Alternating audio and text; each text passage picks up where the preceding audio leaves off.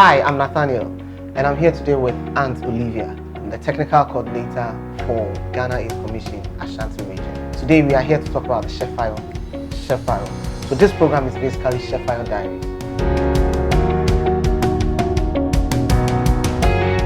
What we are trying to do is throw more light on the campaign we launched beginning of the year. Tell you what the campaign is all about, why this campaign and why this time, and what to expect when we roll out the campaign properly. So thank you for joining us, and I hope you enjoy the show.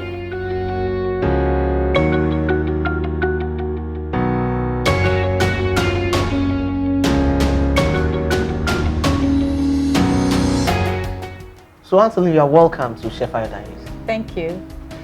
I know that the name Hyɛ Fa Yɔ is funny. It sounds funny, doesn't it? It's interesting. It's interesting, yes. Yeah. Hyɛ Fa Yɔ.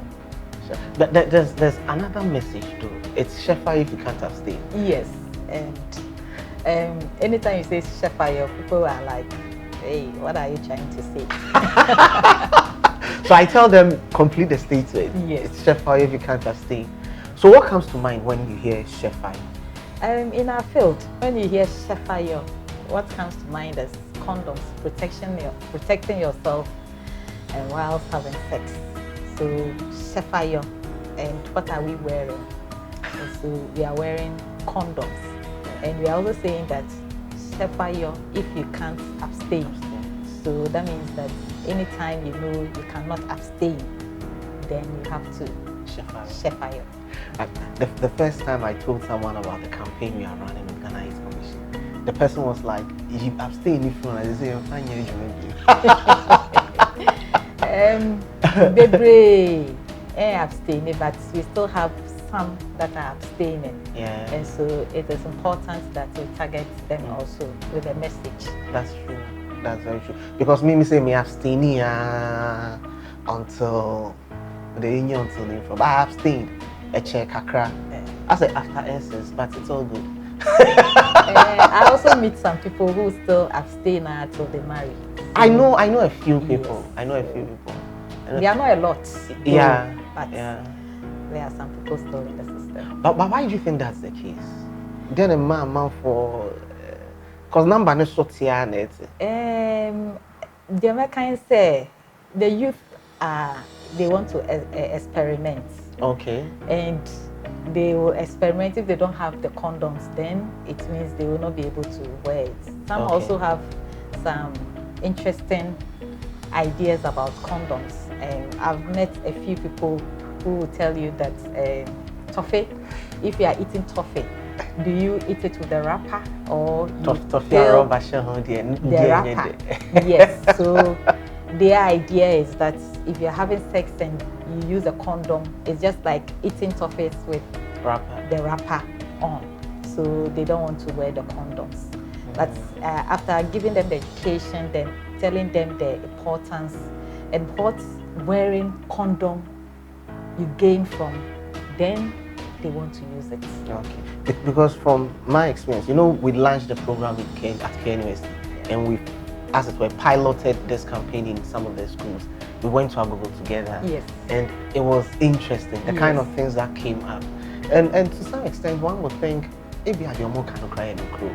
Because mostly when we talk about condom usage or safe sex, we tend to take out the most important aspect of sex, which to me is the pleasure. So if why we are having sex can't be attained if I use condom, and you may share the ISI there. And I know for you when you go out, because we saw you explain why there's a need for you to use lubricant and the rest and all that. But most people do not even know. When you use condoms, pleasure is not out completely. There are ways I beat me I don't know if you can share. When it comes to sex, the little I know is there's foreplay. Aunt Olivia says little. Okay. So if you want to enjoy it, I think that if there is good foreplay, for women, maybe you even climax before the sex itself. The sex act, sexual act, intercourse itself. So I will just tell them to learn, and then it's not always about if there is no condom, then you enjoy. But we also say that 5 minutes putting on the condom or not putting on the condom, having sex without condom, the pleasure you get, and comparing it with you getting an infection or an unwanted pregnancy, which one do you prefer?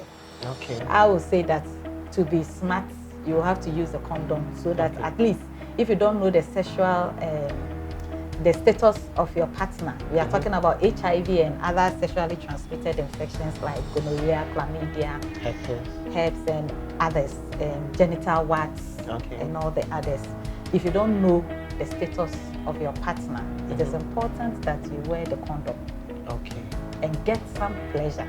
Okay. Instead of not wearing condoms. Get the full pleasure. Get the full dose of the STIs. Get the STIs. Get unwanted pregnancy. And then now you are praying to get rid of the pregnancy, or you have to now go for.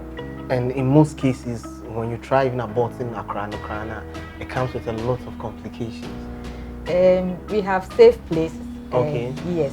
So what we advise is, if you have to, then go to the right place. Okay. Instead of inserting things and then taking medicines, concussions on your own, which ends up giving so many complications, future problems and all. So even if you don't share fire and it ends up in pregnancy, we will say that go to the right place to deal with it. All right. So now, Aunt Olivia, I think it would be best if we explain what Hyɛ Fa Yɔ really is. So Hyɛ Fa Yɔ is a condom availability program on its own, and it's also an avenue we are using to preach prevention of HIV and other sexually transmitted infections. At the same time, we also encourage the youth to test, know their HIV status and other STI status. Okay.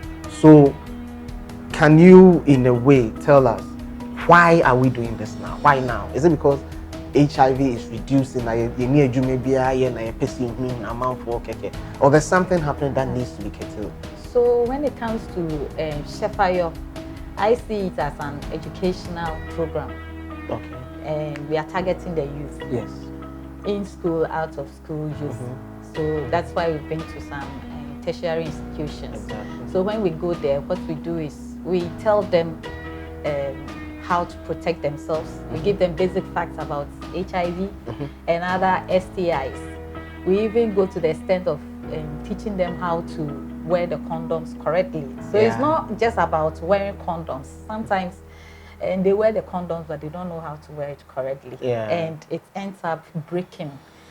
And if your condom breaks, then it means that what the work you've done is almost cost 90. Yes. So and we also give them the opportunity to test to know their HIV status. So it's a complete package, and we are doing this Proactif and Ghana AIDS Commission collaborating to do this, and I'm excited about it because it gives us the opportunity to teach the youth, hear from them. Exactly. Because they come to you with their fears, their questions, and we try to answer them. So we've started in Ashanti Region, and I know that you'll be going to other regions. The other regions, and I know it will be more interesting. It will be more interesting. We'll have more things in our diaries. Speaking of interesting times, I think it will be better for our viewers to watch some few tidbits when we went to Agogo, some of the things that happened. So we'll take a break. When we come back, we'll continue with our discussion. So we want to know, why do you think people engage in premarital sex? There are so many people who try these sexual activities at once, just once a time. But then addiction takes place, and then they are addicted to it. Once you're addicted to something, the need for it becomes persistent and they won't stop. until you get what it wants. So I believe that addiction is one of the reasons why people engage in sexual promiscuity. Thank you. So, as young as we are and then as we are growing, we want to try out new stuff to satisfy our curiosity. For survival. Okay. You know, most people come from broken homes and then poor families. So once a guy walks up to her and then says, "I like you," and then she agrees, you know, the guy starts providing for her. So once the person says, "I want sex from you," it's not possible for her to say no. Like, because she knows that the very moment she says no, all the provisions will stop, he will stop taking care of her, and then she will go back to zero. So for me, I think survival is one of the reasons why most ladies engage in pregnancies. Let's bear this in mind. When you get the infection, the man in our jaw, and to me, and so you need to protect yourself so that you don't get the infection. And we are saying that if you know that you cannot abstain, then do what? What do you have to do? Okay. During sex, wow. See, we are not to hear like everything. Na area, STI no. Na area, first boy no. Don't make me use condom, but like